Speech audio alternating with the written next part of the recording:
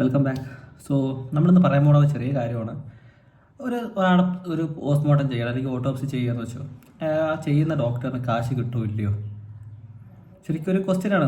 ഒരാളത് ചോദിച്ചുകൊണ്ടാണ് ഞാനിതിപ്പോൾ പറയാൻ തന്നെ കാരണം. സോ ഞാൻ പറയാം, ശരിക്കും ഒരു പോസ്റ്റ്മോർട്ടം ചെയ്യുന്ന സമയത്ത് ഒരു ഡോക്ടറിന് അലവൻസ് ഉണ്ട്, കാശ് കിട്ടും.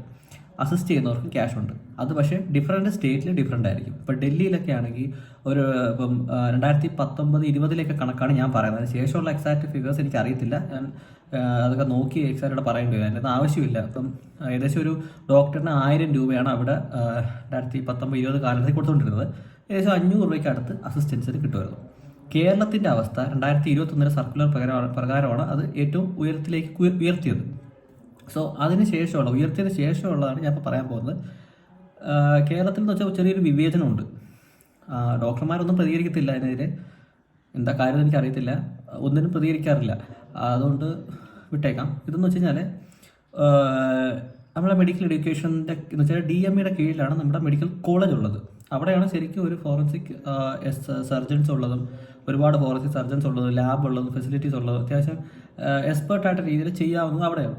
അവിടെ ഉള്ളവർക്ക് 660 പെർ കേസിനും സ്റ്റാഫിന് അതിൻ്റെതായ ഒരു ചെറിയ എമൗണ്ട് അവർക്ക് കിട്ടുന്നുണ്ട്, ബാക്കി അസിസ്റ്റ് ചെയ്യുന്നവർക്ക്. പക്ഷേ ഹെൽത്ത് സർവീസിലിരുന്ന് ഡിസ്ട്രിക്ട് ഹോസ്പിറ്റലിലോ അല്ലെങ്കിൽ വേറെ ഹോസ്പിറ്റലിലൊക്കെ ഇരിക്കുന്ന ആൾക്കാർക്ക് ഒരു കേസ് ചെയ്യുമ്പം 1100 രൂപയാണ് കൊടുക്കുന്നത്. നിങ്ങളൊന്ന് മനസ്സിലാക്കണം. ഈ ഇരിക്കുന്ന ഹെൽത്ത് സർവീസിലിരിക്കുന്നവരാരും MD ഫോറൻസിക് എടുത്തവരായിരിക്കണമെന്നില്ല. അതിലും ഉണ്ട്, ഇല്ലെന്ന് പറയുന്നില്ല. മെജോറിറ്റി അല്ല. ഇപ്പോൾ ഒരു MD മെഡിസിൻ ഉള്ള ഒരാൾ വന്നിട്ട് നാളെ നിങ്ങളത് പറയുകയാണ് നിങ്ങൾ ഓട്ടോപ്സി ചെയ്യണം, പോസ്റ്റ്മോർട്ടം ചെയ്യണം എന്ന് പറഞ്ഞാൽ അതാണ് ശരിക്കും കേരളത്തിലെ ഡിസ്ട്രിക്ട് ഹോസ്പിറ്റലിൽ നടക്കുന്നത്. അതെനിക്ക് വിഷയമല്ല, എല്ലാവരും പഠിക്കുന്നുണ്ട് ഈ കാര്യങ്ങൾ. സോ എല്ലാവർക്കും ചെയ്യാവുന്നേ ഉള്ളൂ.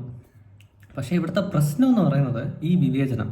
ഹെൽത്ത് സർവീസിലിരിക്കുന്നവർക്ക് 1100 കൊടുക്കുകയും DMEയുടെ കീഴിലുള്ള മെഡിക്കൽ കോളേജിലുള്ളവർക്ക് 660 കൊടുക്കുന്നതിൻ്റെ ഔചിത്യ ബോധം എന്തെന്ന് എനിക്ക് ശരിക്കും മനസ്സിലാവുന്നില്ല. എന്താണത് അങ്ങനെ ആരും ചോദിക്കാത്തതെന്ന് മനസ്സിലാവുന്നില്ല.